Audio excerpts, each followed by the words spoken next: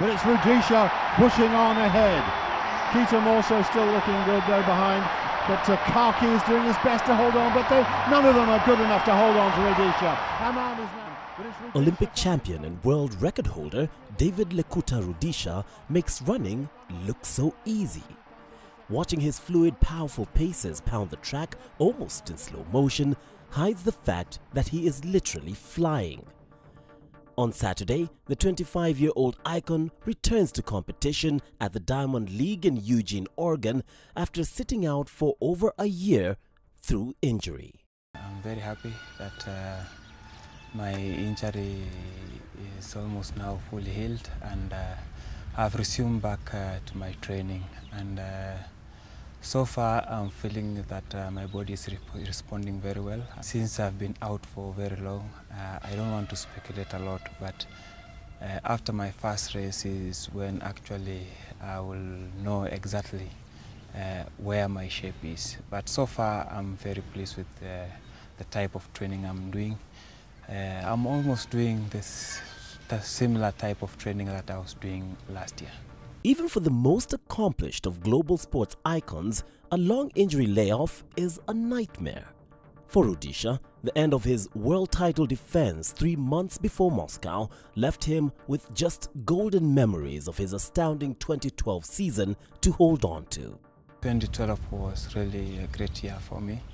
You know, having that achieve all things that I wanted that year, and you know, it was an Olympic year, and I think my greatest dream was to win the Olympic championships, and breaking also the world record was a tremendous achievement. But coming to 2013, of course, I did my good preparation early in the season, you know. And even I started my races locally here around in Nairobi. In fact, I was here in Kasarani, and I think I ran 400 meters, and even posting my fastest time in 400 of 45.15. After winning in the Diamond League meetings in Doha and New York, Rudisha started feeling a small problem in the knee, and soon his torrid ordeal began to unfold. We were supposed to compete in Oregon, and then we traveled to Oregon actually, and then, you know, we had that pressure, of course, to compete, but I had to tell them, no, the way I'm feeling this knee, it's not a small problem, and if we continue pushing or putting a lot of pressure in training and competition, I think we are going even to cause more damage. And then we had to stop, and then we traveled back. We did some MRI, and we found that there was a bone bruise, which was causing all that pain. But we had to also seek for medical advice, in which I traveled to Germany. First, they refer us to rehabilitation to strengthen the knee and the ligaments around. And I did that for almost a month, and then the problem was still not improving, and then I had to come back to Kenya to give more time to see if it will improve. And then later I went back again to Germany, in which they did a keyhole surgery. That was in early October last year, and then we had to give also time to heal, and then after that is when I went back for another rehabilitation for 2 months. That was January, February, and then I flew back in March. I think it was March 4th, back to Kenya. And that is when now I started my training. The Olympics champion admits he has had a short time to train for the season since his preparations began only in March. He is, however, relieved that the knee problem is slowly subsiding. He further talks about the huge psychological toll that the injury took on him. I'll say it's very difficult.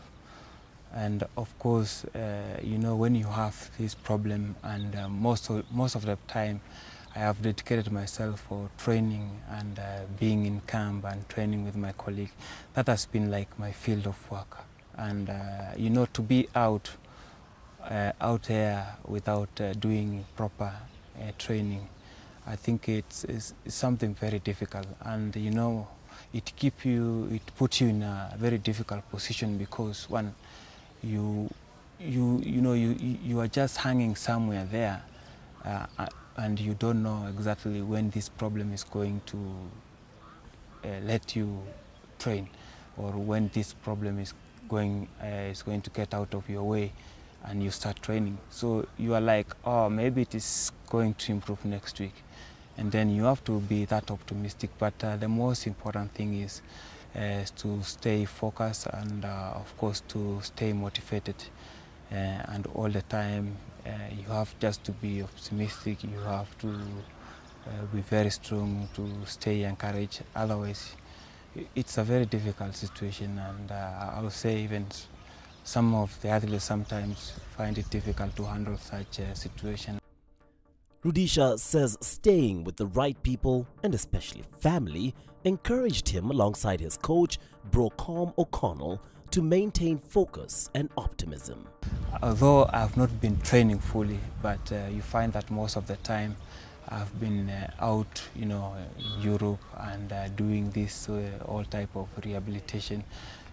Although most of the time the rehabilitation we do in the gym, and sometimes you find it boring, because spending like 3 hours, 4 hours in the gym, it's not something I'm used to, because I'm used to training out there, running fast, and pushing on the road.